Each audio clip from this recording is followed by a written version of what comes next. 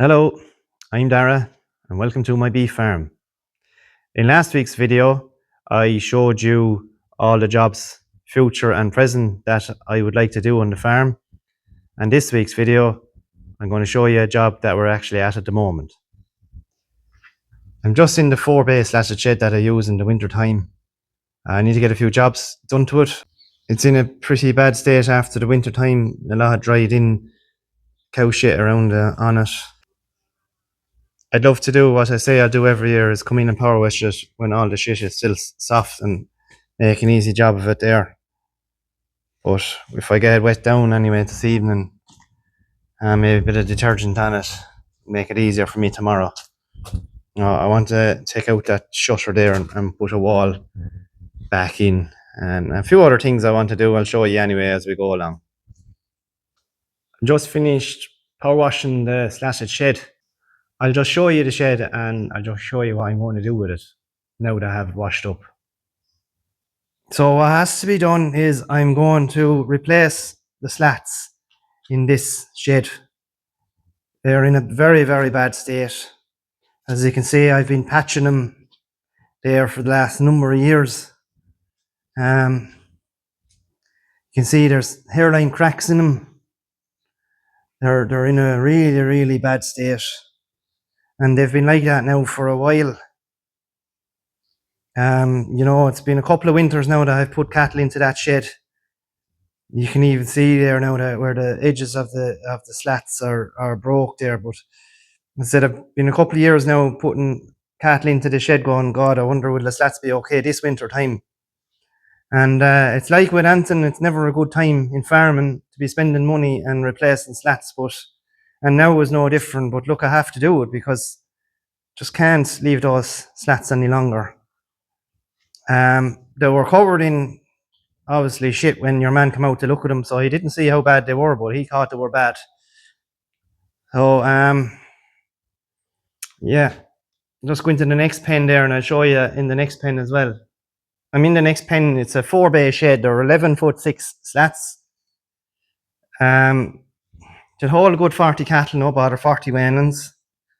So you can see there a bit's gone out with the slats. Like, look at that. So like I have to replace these slats. So I wanted to get it clean, as I said, to see what I'm doing. Your man said you don't need to clean them for us anyway. But I just wanted to see how things were. Another big chunk gone off them. Now, there was little finger slats in that there and they were all cracked. So I bought that manhole there and put it on it. And one of the best things I ever invested in there. It makes it very safe. So I'm going to have to cut that slat up along there as that slat goes out under the wall. So I'm going to have to cut it along there with a consaw and try and break it then. So what am I going to have to do?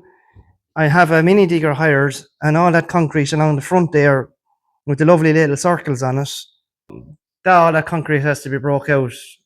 They needed to have 6 inches along here, and I suppose that's to give them a little plate kind of to pull the slat and get it up. So I wasn't going running along there now with a consaw and trying breaking out 6 inches of that. So it's easier to get in and break all that out.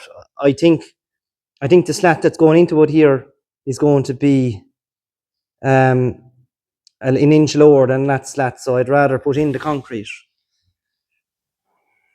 This is a very, what I call a dirty shed. The slats in it, they never clean right, and the cattle always come out very dirty. So I'm delighted in one way to be getting rid of these slats, but it's just a cost on me at the moment. I have to hire a mini digger and bust out all the concrete at this side. Slats will have to be replaced, and then we have to pour new concrete in, a new floor at this side as well. I never put heavy cattle in here in the winter time. I wouldn't put finishing cattle in here because I'd be afraid of those. I've been afraid of those slats for the last couple of years. And also because cattle come over, it's so dirty, I wouldn't put them on it as well. So I don't know if you can make that out. That says Brian. I think it's the 12th of the 11th, 97. So Brian is my brother, and I doubt Brian did any work on this shed, but I'd say he did those jars. That's like something now that he'd do. So 97 is when those slats went in. Now it's 2025. You do the maths on how long they're in there. Another job I'm going to do, that wall at the front, I just broke a little bit of it, just get in with the wheelbarrow. But I'm taking that down as well. I want to put in timbers across there. That gate opens and cattle jump in over the wall into the pen. But it's very hard to get cattle in there for the first time. And because this gate kind of comes across square, they all kind of congregate and eventually they turn back and they won't go in. So I'm just going to knock that wall. I can just put timbers in and I can take out the timbers and the cattle will just run in on level surface. We had timbers along the front here. I had a truck from the whole way up along. So I have the shutters myself and I want to put up shutters and I'm going to pour a concrete truck as far as here. And then from here up along, I'm going to make a kind of a door that I can open out. That will be a truck. And then same up along here, it'll be concrete truck the whole way up as far as the end of that wall and then a door after that. So it's just so I won't have to be shoving the silage out here. And if I want to put finching cattle out here, then I could put the truck with the ration in it and the birds won't have it pulled the whole way across the floor. That is my work anyway for the next few days.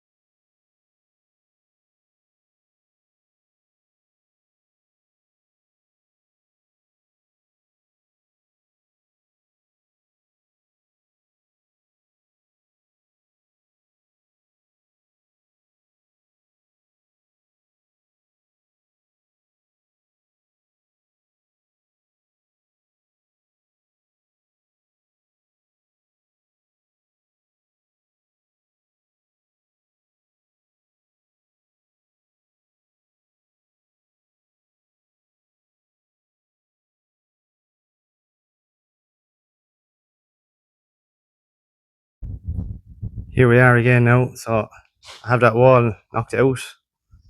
I took down the feed barrier there just to have it out of our way, and I've all the rubble cleared out and kind of cleaned away from the top of the wall as well there, just to make it nice and tidy there for them. So the slats will be on soon. Well, at least I'm ready now anyway, which is the most important thing. That when they do tell me they're coming, there won't be any panic. So I got those slats cut. Those ones that went out under the wall, I cut it with the consaw. I cut a kind of V-shaped wedge out of it. And then I put down my own jackhammer and I broke the slat. And I was able to stretch it across far enough then to expose the steel.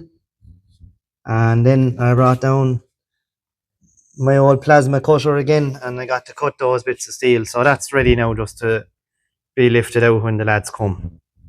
So you could say we're 1/3 of the way there now. We'll get the slats out, get them new ones on. Banagher Concrete are going to do all that. The other shed inside that was done in 1990, it was Banagher slats are on that, and they look even still good to this day. So that's enough for me now to go back and use Banagher again. So they'll have all this under control. They'll take them out and replace them with the new ones. So then I'll get this ready for concrete then. There's no massive hurry on it, but I'll just tip away at it now for whenever I get a spare couple of hours and get it all ready for concrete. Get the screed set up there and find my levels and see how much backfill I need to be putting back in. I don't need 6 inches of concrete there. 4 inches to be loads. And yeah, sure we'll take it up again when the next stage of the process is done. So it's the next day and I had to go away yesterday. I had to go to Dublin there. I had a few jobs to do. But while I was away, Banagher were here and they were fitting the slats to the new shed. So I was here in the morning when the boys arrived and I just showed them the shed and where I wanted the slats left. And they did the rest themselves. So I just left them at it. I had to go and that was it. Just the way these things work out, that two things just happened to collide on the one day. But I'll turn around the camera and I'll show you the finished job. So the new slats are fitted. They did a really, really good job now. I'm very happy with how they turned out.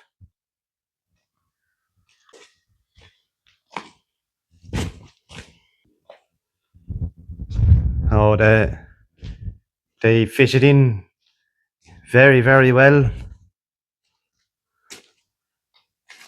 off the old slat.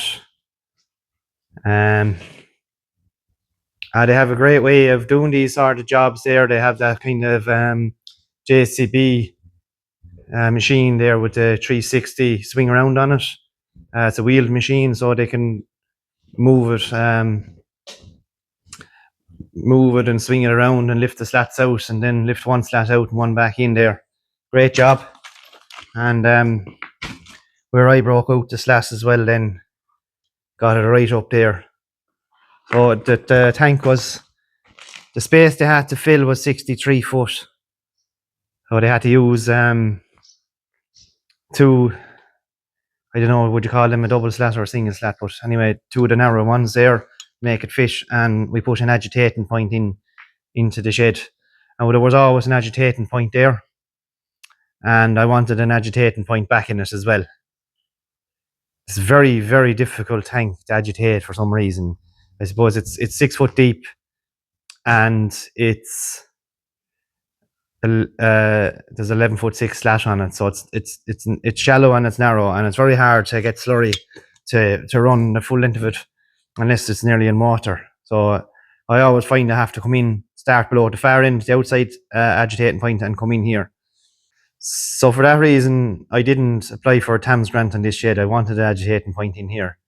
I know you might say, oh, you shouldn't have agitation points inside, but it's a very, very airy shed, and I always trying to abide by best practice when we're agitating slurry anyway, the usual things on a windy day, and kind of all the cattle will be out of the shed as well. And I don't tend to go into the shed either when I'm agitating, but this is a very airy shed. As I said, it's a difficult tank to agitate. It takes you burn a lot of diesel when you're agitating this tank, and to have only one agitating point at the far end of it, and then you can only get up 2 spans, and you have to take out loads and put back water and try and blow again, and geez, your whole day would be gone at messing at this tank. So I forewent the grant. Now in last week's video, you would have saw the other shed with a double tank. I will apply for a grant for that shed. It's just too expensive to not apply for a grant on that shed. Now there is agitating points in that shed as well, but I'm just going to have to do without them anyway for the time being. So getting back to this tank now, as you can see, the lads did a great job going along. The wall mightn't have been great, so they've all the risers put on it to they're dead level. There's not a rock any place, and that's something I'd be particular about. In fairness to the boys now, they wouldn't have done a better job if I was here. They took pride in their job now, and I'm very happy with the way they put them in.